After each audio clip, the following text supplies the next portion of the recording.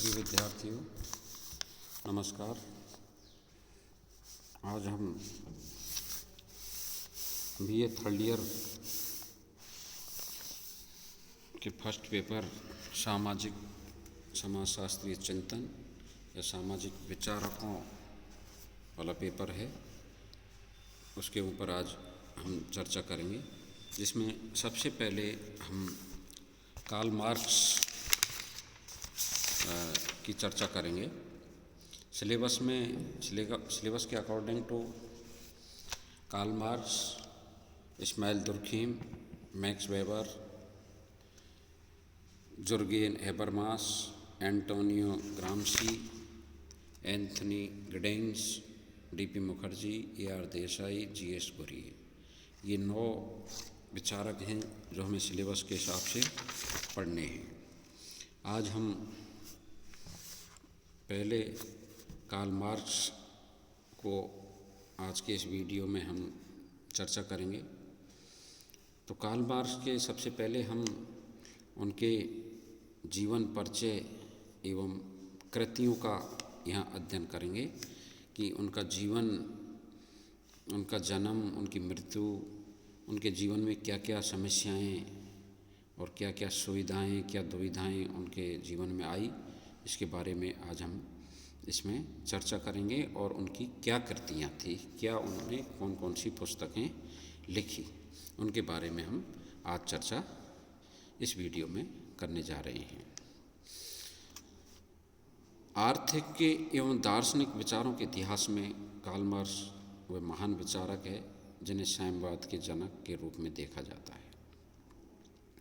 उन्होंने संपूर्ण विश्व के लिए एक ऐसी क्रांतिकारी विचारधारा दी कि उन्हें अंतर्राष्ट्रीय सर्वहारा वर्ग के महान शिक्षक और नेता के रूप में देखा जाने लगा। ये सच है कि कार्ल मार्क्स से पहले Saint Simon, Fourier, Robert Owen, Louis Blanc, अनेक दूसरे विद्वानों ने आर्थिक असमानताओं से उत्पन्न होने वाली समस्याओं तथा संपत्ति के न्यायपूर्ण वितरण पर बल देकर समाजवादी आधार पर अपने विचार प्रस्तुत किए थे। लेकिन कार्ल मार्क्स वे पहले विचारक थे जिन्होंने साम्यवाद की वैज्ञानिक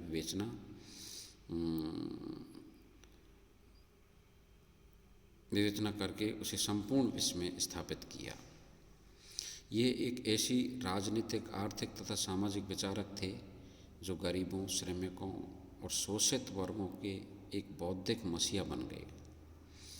मार्क्स ने सर्वहारा और शोषित व्यक्तियों को ये संदेश दिया कि वे संगठित होकर ही सामाजिक और आर्थिक विषमताओं को दूर करके अपने लिए एक वर्ग रहित समाज की स्थापना कर सकते हैं।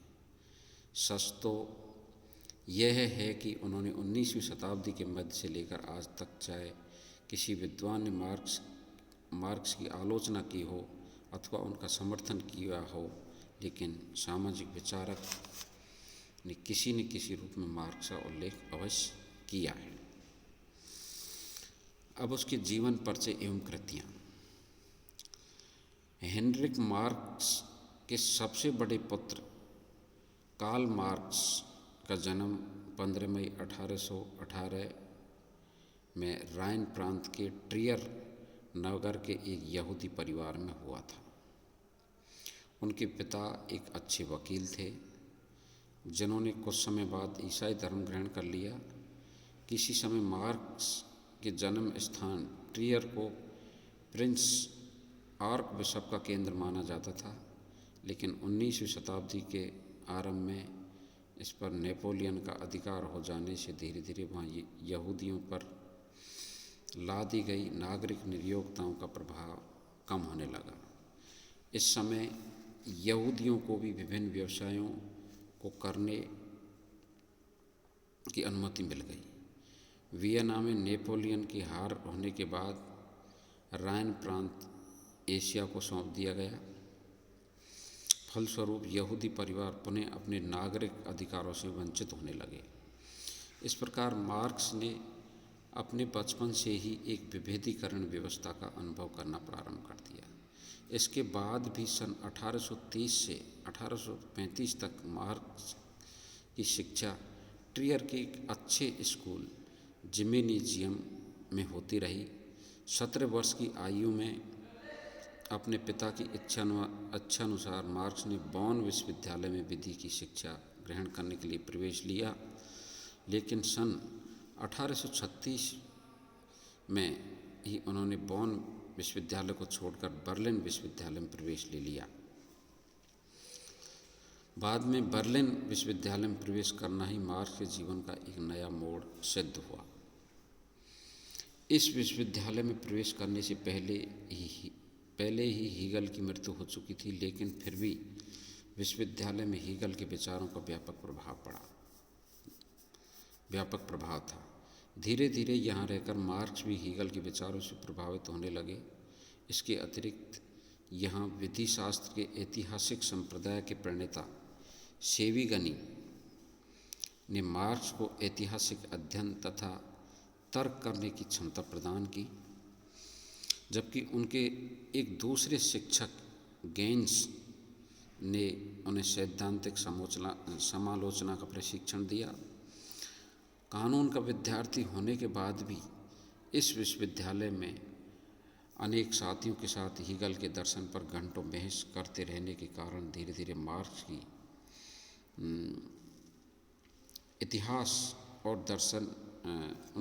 मार्क्स की रुचि इतिहास और दर्शन में बढ़ने लगी। बॉन विश्वविद्यालय में दर्शन शास्त्र के एक प्राध्यापक ब्रूनो बाउर चाहते थे कि मार्क्स भी दर्शन शास्त्र के प्राध्यापक नियुक्त हो जाएं, लेकिन कुछ ही समय में बाउर को उनके धर्म विरोधी तथा उदार विचारों के कारण विश्वविद्यालय से अलग कर दिया गया। सन 1841 में कार्ल मार्क्स ने जेना विश्वविद्यालय में अपना शोध प्रबंध प्रस्तुत किया। उसका शीर्षक था डेमोक्राइटस तथा एपिक्यूरस के प्राकृतिक दर्शन में भिन्नता, on the difference between the natural philosophy of Democritus and Epicurus. इसी प्रबंध पर मार्क्स को सन 1841 में डॉक्टरेट की उपाधि मिली। एपिक्यूरस का दर्शन भौतिकवाद और नास्तिकता में विश्वास करता था।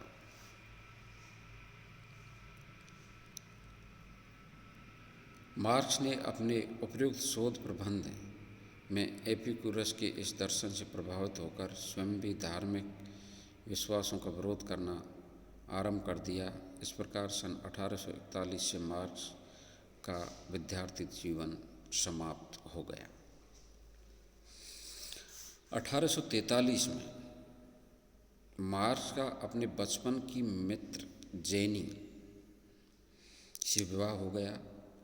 विवाह के बाद अपने खाली समय में मार्क्स ने राजनीतिक और सामाजिक इतिहास पर मॉन्टेस्क्यू तथा रूसो के विचारों का गहन अध्ययन किया। अंत में नवंबर 1843 को मार्क्स ने जर्मनी के प्रतिक्रियावादी वातावरण से छुटकारा पाने के लिए पेरिस जाने का निर्णय लिया। जर्मनी छोड़कर सन 1843 में मार्क्स जब पुनः पेरिस आए तो यहीं से उनके बौद्धिक विकास का एक नया युग प्रारंभ हुआ। इस समय पेरिस न केवल सामाजिक, राजनीतिक तथा कलापूर्ण गतिविधियों का केंद्र बन चुका था, बल्कि पूरे यूरोप में सुधारवादी तथा क्रांतिकारी विचारों वाले बुद्धिजीवी यहाँ एकत्रित होने लगे थे। पेरिस में आकर मार्क्स ने भी बहुत से सुधारवादी और समाजवादी सिद्धांतों का गहन अध्ययन करना प्रारंभ कर दिया, जो उन्हें जर्मनी में उपलब्ध नहीं थे।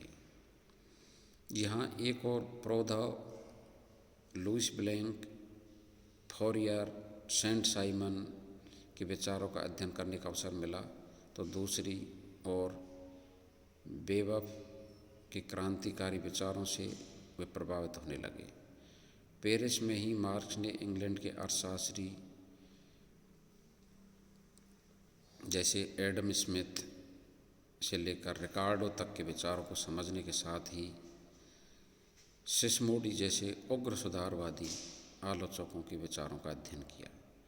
पेरिस में ही मार्क्स ने की पुस्तक व्हाट इज प्रॉपर्टी, संपत्ति क्या है, का अध्ययन किया तथा बाद में जब वह प्रौधों से व्यक्तिगत रूप से मिले तब ऐसा प्रतीत हुआ कि प्रौधों के साथ उनकी मित्रता एक लंबे समय तक चलेगी, लेकिन ऐसा नहीं हो सका। कुछ ही समय बाद मार्क्स ने अपनी पुस्तक दर्शन शास्त्र की दुर्दशा, द मिस्ट्री ऑफ फिलॉसफी में प्रौधों की पुस्तक दुर्दशा का दर्शन शास्त्र की कटु आलोचना की।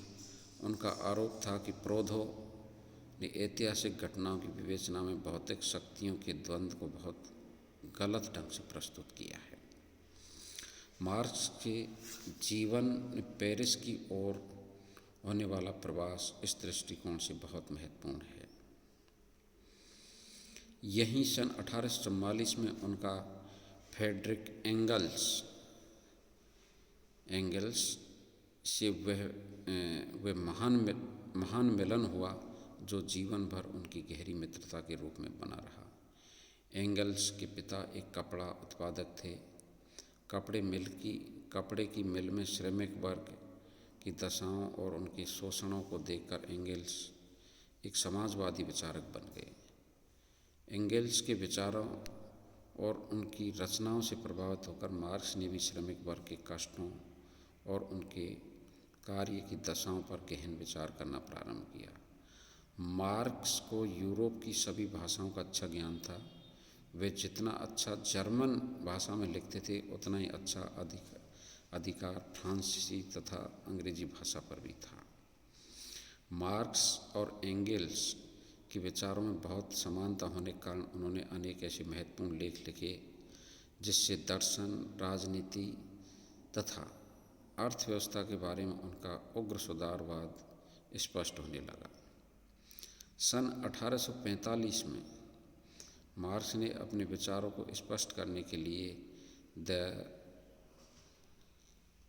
जर्मन आइडियोलॉजी पुस्तक लिखी थी, लेकिन उनके जीवन काल में इस पुस्तक का प्रकाशन नहीं हो सका। उनकी सबसे पहले प्रकाशित होने वाली पुस्तक का नाम द हॉली फैमिली, जो सन 1845 में प्रकाशित हुई। इसमें हीगलवादी विचारधारा से प्रभावित लोगों को एक परिवार मानते हुए हीगल द्वारा प्रतिपादित दर्शन की विस्तृत विवेचना की। कुछ ही समय में स्वयं हीगल के अनुयायी के बीच मतभेद पैदा होने के कारण इस पुस्तक को अधिक महत्व नहीं मिल सका। जिस तरह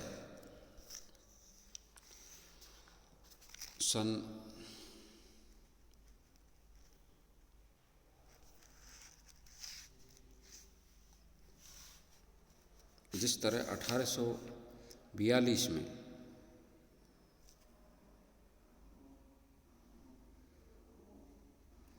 मार्क्स को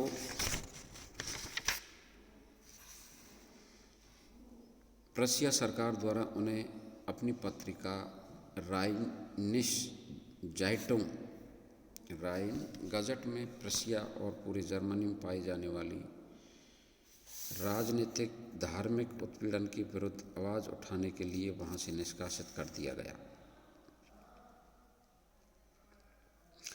सन 1845 में फ्रांस की सरकार द्वारा फ्रांस को बुनकरों के विद्रोह का समर्थन करने के कारण पेरिस से निष्कासित कर दिया गया। फलस्वरूप मार्क्स ब्रुसेल्स में जाकर रहने लगा। यहीं उनका संपर्क उन जर्मन शरणार्थियों से हुआ जिन्होंने ब्रुसेल्स में रहना प्रारंभ कर दिया था। यहीं से मार्क्स ने अपने आप को अंतर्राष्ट्रीय क्रांतिकारी आंदोलन के सदस्य के रूप में देखना शुरू कर दिया। उन्होंने केवल जर्मनी के ही नहीं बल्कि बेल्जियम के भी समाजवादी संगठनों से संपर्क बढ़ाना प्रारंभ कर दिया। अपने लेखों और वक्तव्यों के द्वारा उन्होंने स्वयं को एक क्रांतिकारी के रूप में ढालना आरंभ कर दिया। ब्रुसेल्स में मार्क्स ने एक जर्मन श्रमिकों की शैक्षणिक समिति की स्थापना की तथा बाद में इसे कम्युनिस्ट लीग जैसे फेडरेशन से संबंधित कर दिया। सन 1847 में कम्युनिस्ट लीग ने मार्क्स को ऐसा दस्तावेज तैयार करने का काम सौंपा जिसके द्वारा इसके लक्ष्यों तथा विश्वासों को अधिक स्पष्ट किया जा सके। एंगेल्स द्वारा पहले ही तैयार किए गए एक विवरण को नया रूप देकर मार्क्स ने जो दस्तावेज तैयार किया उसी को मार्क्स की सबसे महत्वपूर्ण कृति कम्युनिस्ट घोषणा पत्र कहा गया। ये पुस्तक सन 1848 में प्रकाशित हुई। सन 1848 में जब जर्मनी में क्रांति की दशाएं पैदा हो गई तब मार्क्स पुणे फ्रांस के राइनलैंड में लौट आए। वहाँ उन्होंने एक उग्र सुधारवादी समाचार पत्र न्यू राइनिश जाइटों के संपादक के रूप में काम करना प्रारंभ कर दिया। जर्मनी की क्रांति जब असफल हो गई तब मार्क्स को एक बार फिर देश निकाला दे दिया गया। अंततः मार्क्स लंदन में आकर बस गए तथा वहीं उनके जीवन का शेष समय व्यतीत हुआ। लंदन में आने के कुछ समय बाद ही मार्क्स ने 1850 में फ्रांस में वर्ग संघर्ष तथा 1852 में दी 18 ब्रूमेरी ऑफ लुइस बोनापार्ट नाम से दो महत्वपूर्ण और ऐतिहासिक लघु पुस्तकें लिखी। यहीं से मार्क्स को एक प्रमुख सामाजिक इतिहासवेदा के रूप में देखा जाने लगा। सन 1852 में मार्क्स ने ब्रिटिश संग्रहालय के रीडिंग रूम की सदस्यता ग्रहण कर ली, जहां वे प्रातः 10 बजे से शाम को 7 बजे तक निरंतर उन पुस्तकों का अध्ययन करने लगे जिनसे उन्हें पूंजीवादी व्यवस्था की अधिक से अधिक जानकारी मिल सकती थी। एक लंबे समय तक उनका जीवन अपने परिवार और एंगेल्स तक ही सीमित रहा। यह एक गहन अध्ययन का काल था जिसके द्वारा मार्क्स सन 1867 में प्रकाशित होने वाली पुस्तक दास कैपिटल को लिखने की तैयारी में लगे रहे। यह समय मार्क्स की घोर निर्धनता का समय था। इस बीच कुछ दिनों के लिए उन्हें रेलवे ऑफिस में क्लर्क की नौकरी भी मिली, लेकिन अपनी बहुत बुरी लिखावट के कारण उन्हें इससे भी अलग होना पड़ा।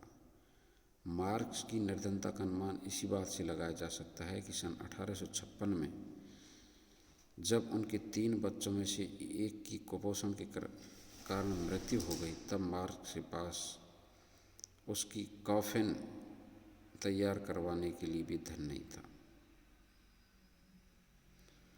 कुछ साथियों की सहायता से ही उनका अंतिम संस्कार किया जा सका।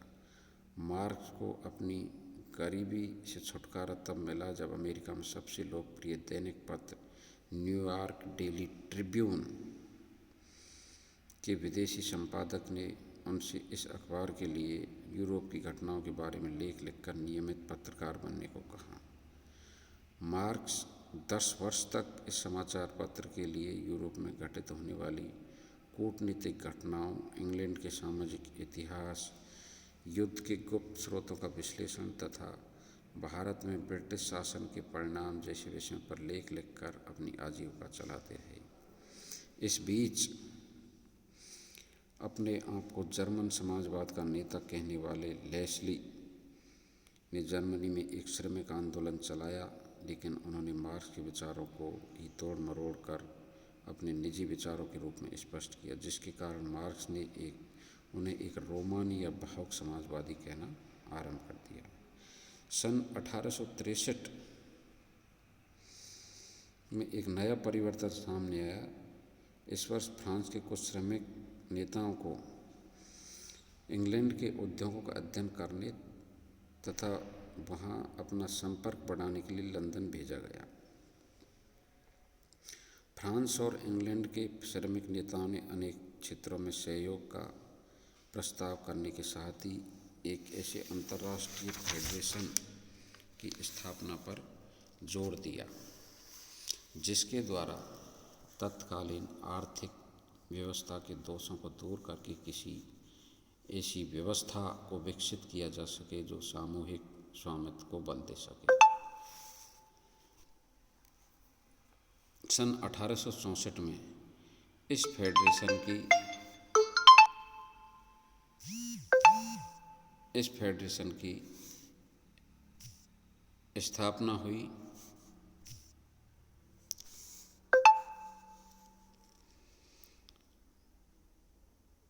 स्थापना होने पर इसमें फ्रांस, इटली तथा इंग्लैंड के विभिन्न विचारधाराओं वाले श्रमिक नेता सम्मिलित हो गए। इस संगठन को प्रथम अंतर्राष्ट्रीय के नाम से जाना जाता है।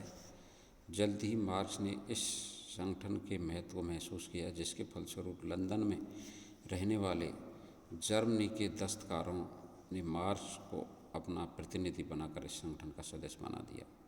अंतर्राष्ट्रीय संगठन की पहली बैठक में ही मार्क्स ने अपना पूरा प्रभाव स्थापित कर लिया गया।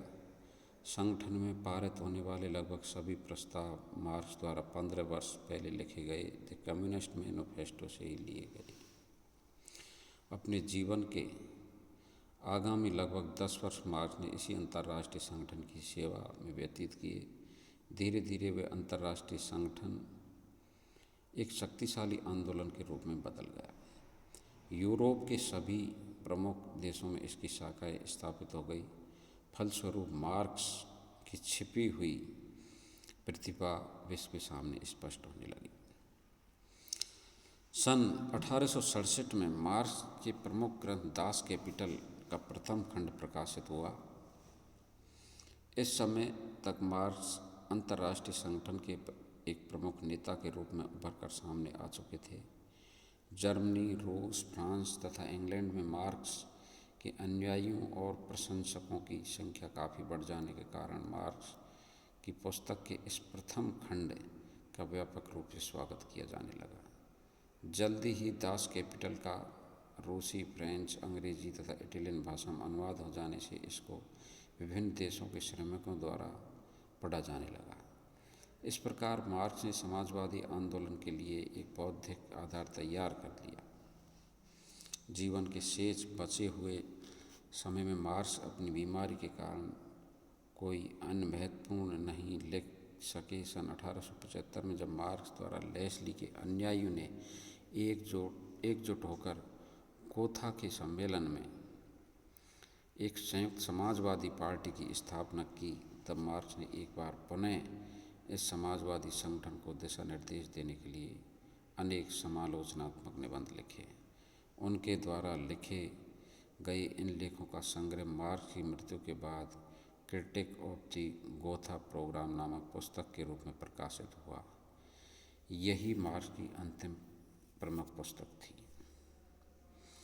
सन 1881 में मार्क्स की पत्नी की कैंसर से मृत्यु हो गई। 1 वर्ष के बाद ही उनकी सबसे बड़ी पुत्री भी संसार में नहीं रही। इन आघातों से मार्क्स अपने आप को नहीं बचा सके और अपने अध्ययन कक्ष की आराम कुर्सी पर लेटे हुए ही सन 14 मार्च 1883 को उन्होंने इस संसार से विदा ले ली। ये सच है कि इंग्लैंड की सामान्य जनता में मार्क्स की मृत्यु पर किसी तरह की प्रतिक्रिया नहीं हुई, लेकिन मार्क्स के अनुयायियों तथा संसार भर के मजदूर वर्ग के नेताओं ने मार्क्स के निधन को साम्यवादी आंदोलन के एक बहुत बड़े आघात के रूप में देखा। मार्क्स अपने जीवन भर साम्यवाद के वैज्ञानिक रूप देने, शोषित मजदूर वर्ग को उसके अधिकार दिलाने तथा सर्वहारा वर्ग को संगठित करने के लिए जो भागीरथ प्रयत्न करते रहे, उनके फलस्वरूप पूरे विश्व में युगों युगों तक के लिए मार्क्स का नाम अमर हो गया। तो ये थी विद्यार्थियों कार्ल मार्क्स का जीवन चित्रण या जीवन चरित्र। अब उसकी कुछ कृतियाँ हैं वो आपको ध्यान रखनी है। एग्ज़ाम में कई बार पूछ लिया जाता है, कई बार क्या हर बार पूछा जाता है मार्क्स की कोई न कोई कृति, तो वो हमें ध्यान रखनी है। तो वो कृतियाँ हैं, पहली है द होली फैमिली जो 1843 में प्रकाशित हुई थी। इस पहली कृति थी। इस पुस्तक में मार्क्स ने हीगल के विचारों पर विस्तार से प्रकाश डाला है। पुस्तक को द होली फैमिली नाम इसलिए दिया गया कि मार्क्स ने हीगलवादी विचारधारा से प्रभावित लोगों को एक पवित्र परिवार मानते हुए इसमें हीगल के प्रति उनके अनुयायियों के विचारों को स्पष्ट किया। कुछ ही समय बाद हीगल के अनुयायियों के विचार एक दूसरे से भिन्न हो जाने के कारण इस पुस्तक को अधिक महत्व नहीं मिल सका। दूसरी पुस्तक है द जर्मन आइडियोलॉजी। मार्क्स ने यह पुस्तक सन 1845 में ही लिखी थी, लेकिन इसका प्रकाशन मार्क्स की मृत्यु के बाद हो सका।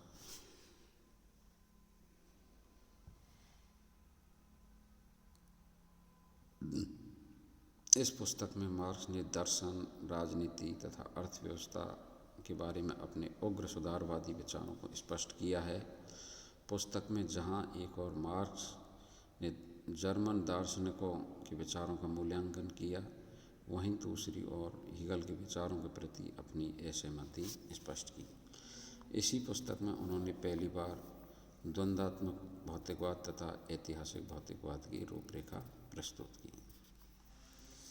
तीसरी पुस्तक है the misery of philosophy. The misery of philosophy marks से पहले प्रोधो की पुस्तक द फिलॉसफी ऑफ मिजरी एक बहुत चर्चित पुस्तक की, जिसमें प्रोधो ने मजदूर वर्ग के कष्टों तथा उनकी दुर्दशा के कारणों का विश्लेषण किया। इस पुस्तक में प्रोधो ने सत्ता को समाज की आवश्यक बुराई के रूप में स्पष्ट किया। मार्क्स ने प्रोधो के विचारों से असहमत होते हुए ये स्पष्ट किया कि सर्वहारा वर्ग के बारे में प्रोधो का दर्शन बहुत अतार्किक तथा दुर्बल है। यदि समाज की संपूर्ण सत्ता सर्वहारा वर्ग के हाथों में आ जाए तो वर्ग संघर्ष को दूर करके एक नए युग का आरंभ हो सकता है। इसी पुस्तक में मार्क्स ने पूंजीवादी व्यवस्था के दोषों तथा इस व्यवस्था में श्रमिकों के वास्तविक कष्टों को विस्तार से स्पष्ट किया। यह पुस्तक सन 1847 में प्रकाशित हुई। चौथी पुस्तक है उनकी द कम्युनिस्ट मैनिफेस्टो। मार्क्स की ये सबसे महत्वपूर्ण पुस्तक है जो 1848 में प्रकाशित हुई। सन 1847 में कम्युनिस्ट लीग ने मार्क्स को एक ऐसा दस्तावेज तैयार करने का काम सौंपा जिसके द्वारा इस संगठन के लक्ष्यों तथा विश्वासों तथा कार्यक्रमों को स्पष्ट किया जा सके। इस संबंध में एंगेल्स ने पहले से ही एक विवरण तैयार कर रखा था। मार्क्स ने उसी विवरण के आधार पर साम्यवादी सिद्धांतों की एक तार्किक और व्यवस्थित व्याख्या प्रस्तुत की। इस पुस्तक का आरंभ मार्क्स ने इस वाक्य से किया कि दुनिया का आज तक का इतिहास वर्ग संघर्ष का इतिहास है। मार्क्स द्वारा प्रस्तुत वर्ग संघर्ष का सिद्धांत सर्वहारा वर्ग की क्रांति, पूंजीवादी समाज का अंत तथा वर्ग विहीन समाज की स्थापना आदि इस पुस्तक की प्रमुख विषय वस्तु हैं। सच तो यह है कि साम्यवादी घोषणा पत्र संसार भर के साम्यवादियों के लिए एक तरह की आचार संहिता है जिसमें विश्वास करना सभी मार्क्सवादी अपना नैतिक दायित्व मानते हैं। पांचवी पुस्तक है उनकी the class struggle in France. Marks द्वारा इस लघु पुस्तिका को सन 1850 में लिखा गया।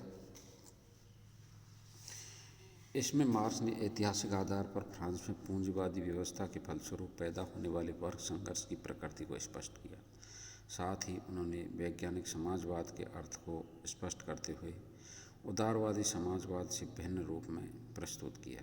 इसी पुस्तक में मार्क्स ने यह बताया कि उत्पादन के संबंधों में होने वाला परिवर्तन किस प्रकार सामाजिक संबंधों तथा विचारों में परिवर्तन उत्पन्न करता है। सर्वहारा वर्ग के अधिनायकवाद की घोषणा मार्क्स ने इसी पुस्तक में की। उन्होंने ये विश्वास व्यक्त किया कि क्रांति के द्वारा ही आर्थिक और राजनीतिक सत्ता पर सर्वहारा वर्ग का अधिकार हो सकता है। छठी पुस्तक है उनकी क्रिटिक ऑफ पॉलिटिकल इकोनॉमी।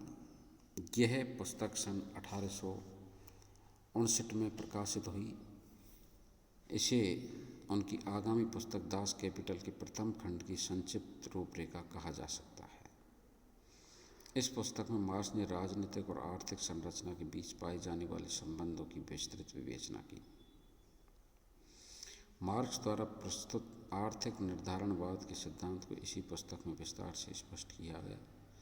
ऐतिहासिक भौतिकवाद की विवेचना करते हुए उन्होंने इसमें आर्थिक कारकों को ही सामाजिक परिवर्तन के सबसे प्रमुख कारण के रूप में स्पष्ट किया। आठवीं पुस्तक है उनकी दास कैपिटल।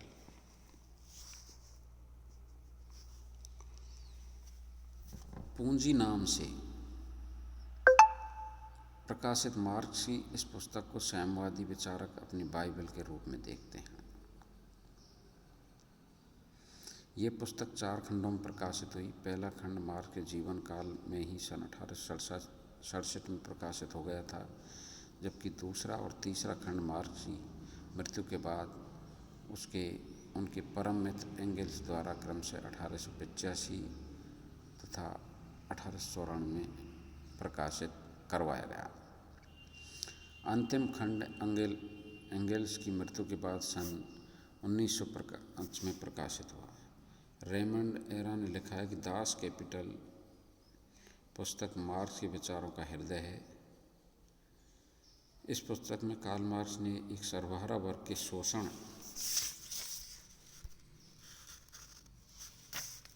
अतिरिक्त मूल्य, साम्यवादी क्रांति तथा सर्वहारा वर्ग के अधिनायकवाद को स्पष्ट किया। तो दूसरी ओर उन्होंने उन परिस्थितियों का विस्तार से उल्लेख किया जिनके कारण पूंजीवादी का विनाश अनिवार्य है। लास्ट पुस्तक उनकी the critique of the Gotha programme. The critique of the Gotha programme Marx द्वारा लिखित ये उनकी अंतिम पुस्तक है। सन 1875 में मार्क्स तथा लेस्ली के अनुयायियों ने एकजुट होकर गोथा के सम्मेलन में एक संयुक्त समाजवादी पार्टी की स्थापना की। तब मार्क्स ने इस पार्टी को दिशा निर्देश देने के लिए जो अनेक आलोचनात्मक निबंध लिखे, ये पुस्तक उन्हीं लेखों का संग्रह है।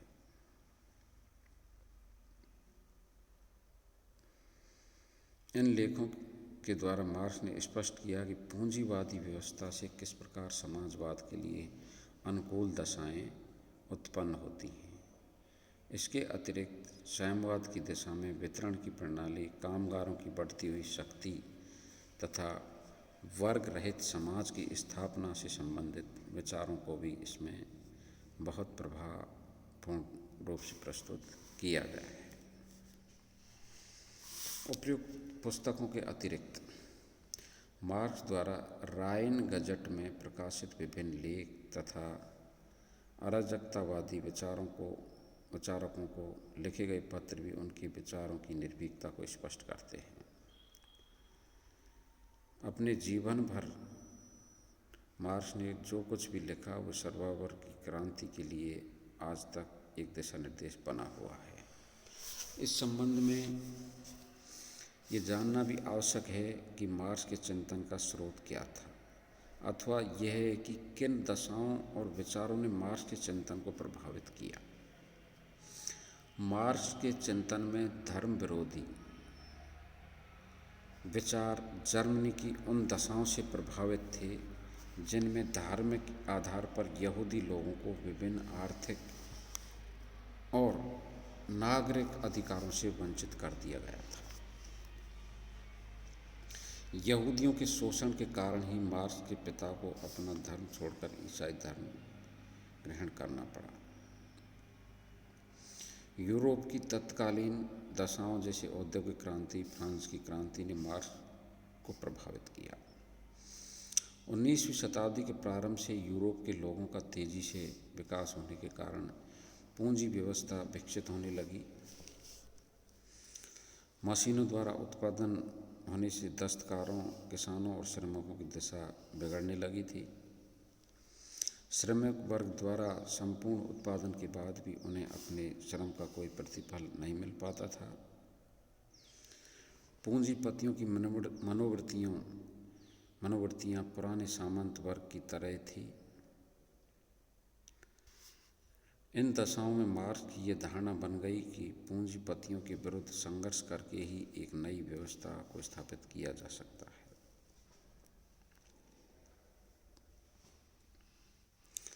मार्क्स के विचारों को प्रभावित करने में हीगल के विचारों का भी प्रमुख योगदान रहा। एक विद्यार्थी के रूप में मार्क्स ने जब बर्लिन विश्वविद्यालय में प्रवेश लिया तो उस समय हीगल की मृत्यु हो चुकने के बाद भी वहाँ हीगल के विचारों का बहुत प्रभाव था। हीगल के दर्शन का सार यह था कि संसार में घटित होने वाली सभी घटनाएं वाद, प्रतिवाद तथा समन्वय के रूप में घटित होती हैं। इसी क्रम के आधार पर विभिन्न घटनाओं के विकास, परिवर्तन तथा विनाश को समझा जा सकता है। ये सच है कि मार्क्स के विचार हीगल से बहुत भिन्न हैं, लेकिन हीगल ने जिस द्वंद्ववाद को विकास और परिवर्तन का आधार माना था, मार्क्स का चिंतन उस द्वंद्ववाद से बहुत प्रभावित हुआ।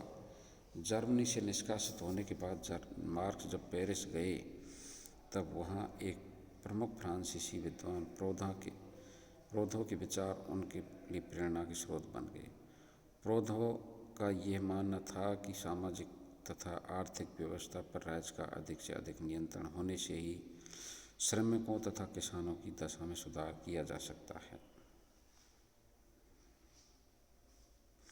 मार्क्स पर इन विचारों को प्रभाव तो पड़ा, लेकिन उन्होंने बाद में राज्य के नियंत्रण की जगह सर्वहारा वर्ग के आधिपत्य के आधार पर वर्ग संघर्ष को समाप्त करने पर बल दिया। अंत में इंग्लैंड के समाजवादियों का प्रभाव भी मार्क्स के चिंतन पर दृढ़ बना। उस समय इंग्लैंड में रॉबर्ट ओवन, एडम स्मिथ, रिकार्डो तथा थॉमसन आदि जैसे विद्वान थे जो संपत्ति के समान वितरण की आवाज़ उठाकर श्रमिकों और किसानों की दशा में सुधार करने का प्रयत्न कर रहे थे। रिकार्डो का विचार था कि लाभ और मजदूरी परस्पर विरोधी हैं। जैसे जैसे पूंजीपतियों में अधिक लाभ प्राप्त करने की इच्छा बढ़ती जाती है, वे श्रमिकों को कम से कम मजदूरी देने का प्रयत्न करने लगते हैं। थॉमसन ने श्रमिकों को प्राप्त होने वाले श्रम मूल्य संबंधी विचार प्रस्तुत किए। मार्क्स ने इंग्लैंड के इन सभी समाजवादियों के विचारों से प्रभावित होकर अतिरिक्त मूल्य का सिद्धांत प्रस्तुत किया। स्पष्ट है कि मार्क्स का आर्थिक निर्धारणवाद विभिन्न दशाओं से प्रभावित रहा। उनके विचारों में आर्थिक निर्धारणवाद, ऐतिहासिक भौतिकवाद, वर्ग संघर्ष का सिद्धांत तथा सामाजिक परिवर्तन का सिद्धांत आदि का विशेष महत्व है। तो आज का वीडियो कार्ल मार्क्स के जीवन चरित्र और कृतियों पर था। अगले वीडियो में हम मार्क्स के चिंतन के आधार की चर्चा करेंगे। आज के लिए इतना ही। धन्यवाद।